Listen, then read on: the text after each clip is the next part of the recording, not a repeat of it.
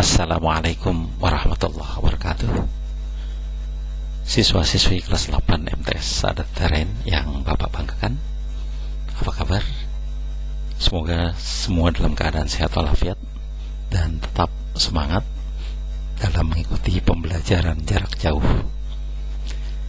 Dalam pelajaran ilmu pengetahuan alam kali ini, kita akan membahas tentang tekanan. Yang akan dibahas adalah yang pertama, tekanan pada zat padat dan zat cair. Kemudian yang kedua, hukum bejana berhubungan. Baik, kita awali pembahasan kita dengan sama-sama mengucap basmalah. Bismillahirrahmanirrahim. Kita mulai bahasan pertama tentang tekanan pada zat padat. Perhatikan dua jenis sepatu berikut ini. Satu sepatu bot, yang kedua sepatu hak tinggi. Bila berjalan di permukaan berlumpur, jenis sepatu mana yang lebih baik? Sepatu bot? Iya, pasti. Mengapa?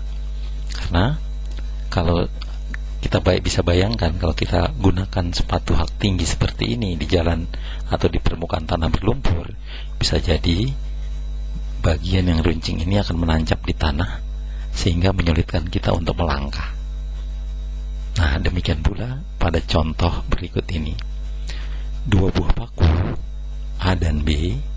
Paku yang A ini diletakkan bagian runcingnya di bawah, sedangkan paku B diletakkan dalam posisi terbalik. Bila kedua paku ini dipukulkan dengan gaya yang sama ke permukaan sebuah papan, kira-kira paku mana yang lebih mudah menembus atau menancap? Ya, pasti paku A akan lebih mudah menancap ketimbang paku B. Mengapa demikian? Kita lihat berikut ini. Dari definisi tekanan. Tekanan didefinisikan sebagai gaya tekan dibagi dengan luas bidang tekan. Atau dalam persamaan matematiknya, tekanan dirumuskan P tekanan sama dengan F gaya tekan dibagi dengan A luas bidang tekan. P tekanan satuannya dalam sistem internasional adalah Newton per meter persegi, yang biasa dikenal sebagai satuan Pascal, disingkat PA.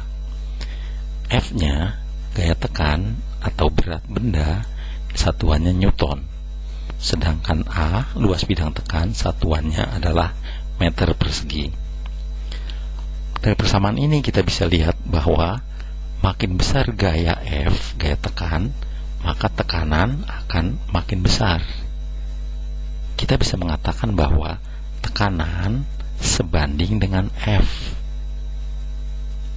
Jadi, jika F makin besar, maka tekanan pun akan makin besar. Sebaliknya, tekanan P berbanding terbalik dengan A. Artinya, makin besar A, tekanan justru makin kecil. Itulah yang terjadi pada dua contoh sebelumnya. Pada bagian yang runcing, baik paku maupun sepatu hak tinggi, luas permukaan bidang tekannya sangat kecil, sehingga tekanan yang muncul lebih besar atau sangat besar. Kita juga bisa melakukan percobaan kecil seperti ini. Ambil sebatang korek api yang masih lengkap dengan bulatannya. Jepit di antara kedua jari, jari telunjuk dan ibu jari. Bagian yang ada bulatannya di jari telunjuk, sedangkan yang tidak ada bulatannya di jempol atau ibu jari.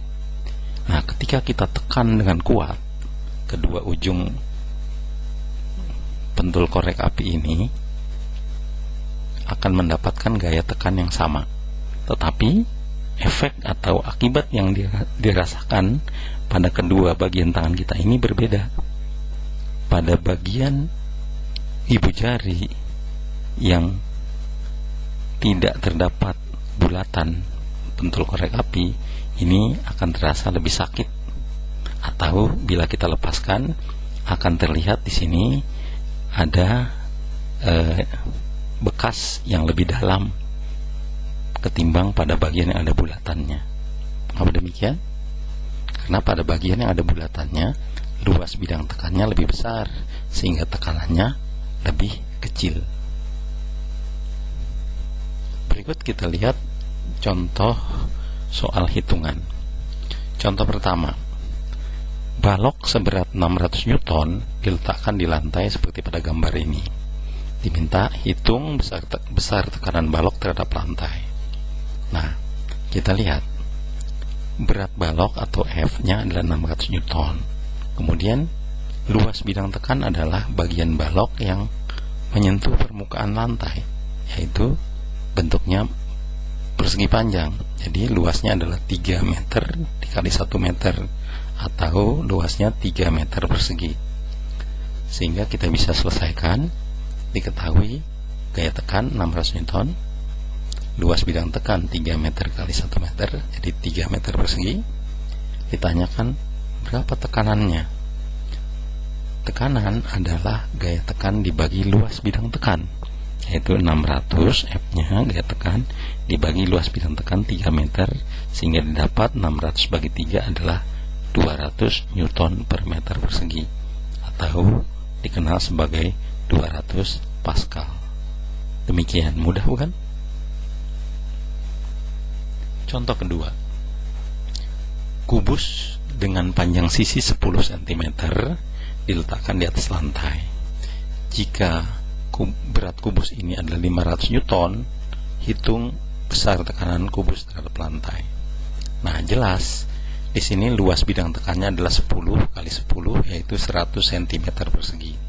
Sehingga diketahui gaya tekannya atau berat kubus 500 Newton, luas bidang tekannya adalah 100 cm persegi, 10 kali 10.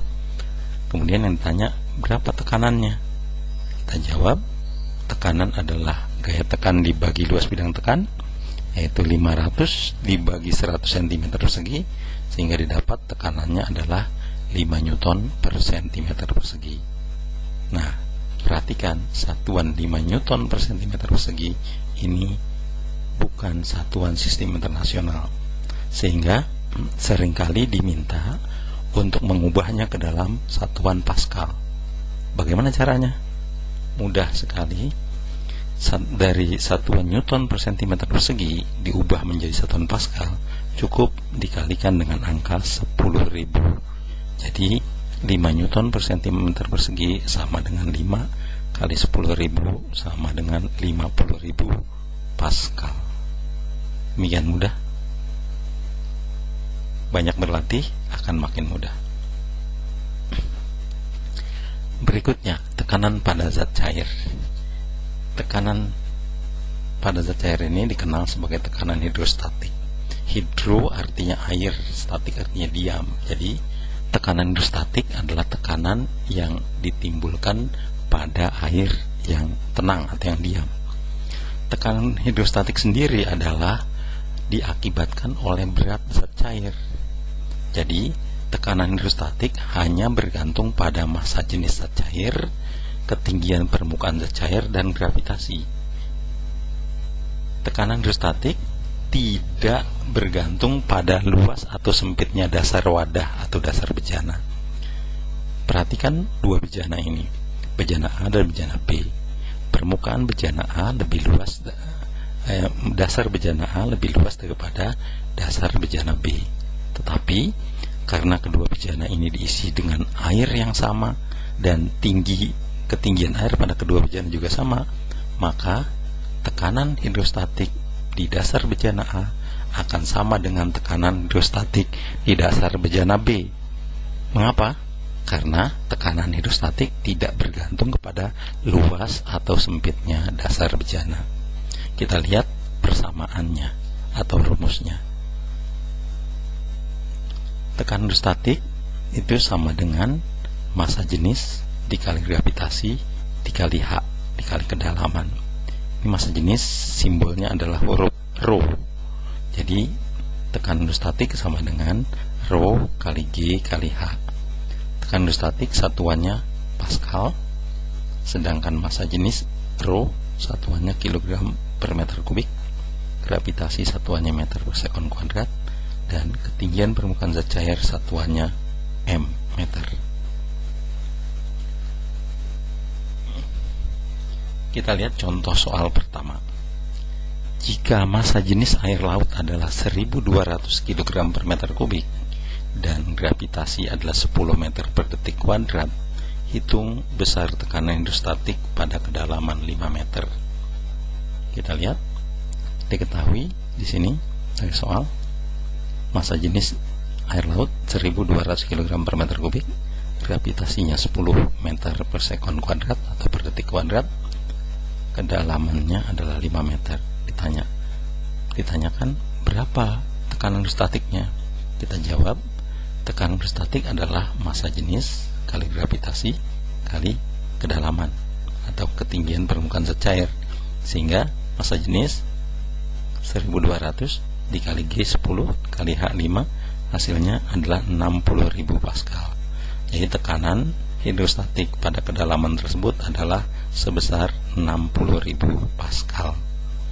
Mudah kan? Ya, pasti. Contoh kedua, ada sebuah bejana seperti ini, diisi air sampai penuh setinggi 2 meter. Ini ada titik A di dasar bejana dan titik B pada jarak 0,8 meter dari dasar bejana. Nah, diminta tentukan besar tekanan hidrostatik di titik A dan titik B jika diketahui gravitasi adalah 10 meter per detik kuadrat dan massa jenis ρ sama dengan 1000 kg per meter kubik. Kita lihat di sini, diketahui dari soal G-nya 10 meter per sekon kuadrat, kemudian massa jenisnya 1000 kg per meter kubik, dan kedalaman atau ketinggian permukaan air dari titik A sini ke atas ini sebesar 2 meter. Jadi ketinggian titik A adalah 2 meter. Ketinggian titik B, permukaan air pada titik B, ketinggiannya diukur dari atas sampai titik B. Jadi kedalaman titik B adalah 2 meter dikurang 0,8 sama dengan 1,2 meter.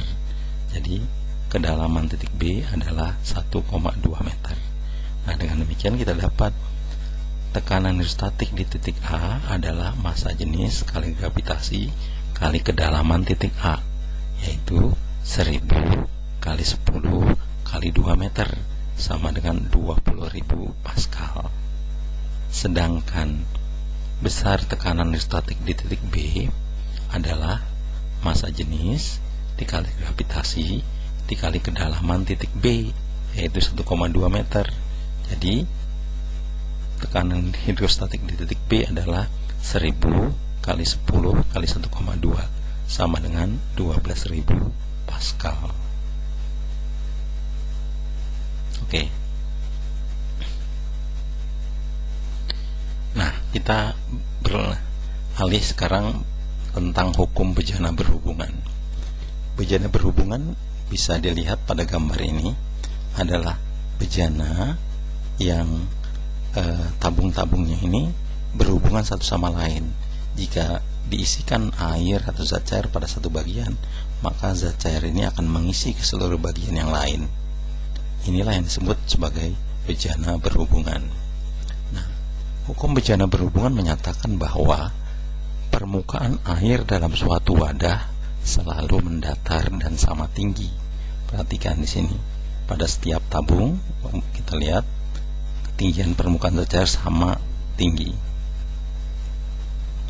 Begitu juga meskipun misalnya kita beri ganjalan di ujung sini, tetap saja akan berlaku hukum permukaan air selalu mendatar dan sama tinggi. Kita lihat meskipun sudah diganjal, dimiringkan, permukaan airnya kalau diukur ini sama ketinggiannya. Silakan kalau mau dicoba di rumah, silakan dengan menggunakan gelas sederhana seperti ini, diisi air, perhatikan permukaannya rata sama tinggi, dan kemudian berikan ganjalan di sini, diganjal sehingga gelasnya posisi miring. Kemudian lihat, periksa apakah airnya ketinggian airnya akan berbeda atau tetap sama dan mendatar? Silakan dicoba, dipraktekkan di rumah. Hukum bejana berhubungan ini tidak berlaku bila ada 3 hal seperti ini, yaitu pada bejana terdapat pipa kapiler, maka tidak berlaku hukum bejana berhubungan. Contoh seperti ini, kita lihat. Pipa kapiler adalah pipa yang diameternya sangat sempit, sangat kecil, seperti ini. Kita lihat, di sini ada pipa yang diameternya sangat kecil, dan ternyata pada bagian ini permukaan airnya lebih tinggi dibandingkan dengan permukaan zat cair pada bagian-bagian yang lain. Nah, mengapa tidak sama tinggi? Karena ini terdapat pipa kapiler, sehingga tidak berlaku hukum bejana berhubungan. Yang kedua, hukum bejana berhubungan juga tidak berlaku bila salah satu pipa diisi dengan zat cair yang berbeda. Misalnya pada tabung U, di sebelah kanan ini diisi dengan air, sedangkan pada sebelah kiri, tabung sebelah kiri diisi dengan minyak. Permukaan minyak nanti ternyata lebih tinggi daripada permukaan air di sebelah kanan. Jadi tidak berlaku hukum bejana berhubungan. Yang ketiga, hukum bejana berhubungan tidak berlaku jika tekanan udara pada permukaan tabung tidak sama. Contoh di sini, salah satu tabung di sini yang pinggir kita tutup rapat, sedangkan yang lainnya terbuka ke udara luar. Bila diisi zat cair dari sini misalnya, ternyata nanti hasilnya pada bagian tabung tertutup ini permukaan airnya lebih rendah ketimbang pada tabung-tabung yang lainnya. Jadi karena tekanan udara, tekanan permukaan tabung tidak sama, atau saya ulang, karena tekanan udara pada permukaan tabung ini tidak sama dengan tekanan udara pada tabung-tabung yang lain, maka terjadi perbedaan ketinggian permukaan zat cair. Artinya, hukum bejana berhubungan tidak berlaku untuk keadaan seperti ini. Kata sandi 2, jangan lupa berdoa.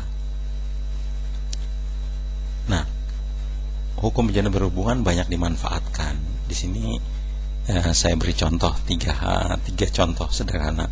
Yang pertama adalah pemanfaatan dalam instalasi air keran yang menggunakan tangki atau toren. Air bisa mengalir ke rumah dengan baik. Yang kedua, misalnya bentuk leher angsa pada mulut teko. Kira-kira kenapa mulut teko ini dibentuk menyerupai leher angsa sampai setinggi sepanjang ini? Bisa kalian hubungkan dengan sifat permukaan air yang sama tinggi? Silakan dipikirkan. Yang ketiga adalah pada pemanfaatan water pass ini untuk memasang ubin supaya ubinnya rata. Biasanya tukang menggunakan water pass ini medianya air, ada garis di sini. Nanti ketika dilihat posisi air berada di tengah-tengah garis, berarti lantai atau ubin ini sudah rata. Walaupun sekarang teknologinya sudah banyak yang lebih canggih dengan menggunakan sinar laser misalnya. Sekian, terima kasih. Assalamualaikum warahmatullahi wabarakatuh.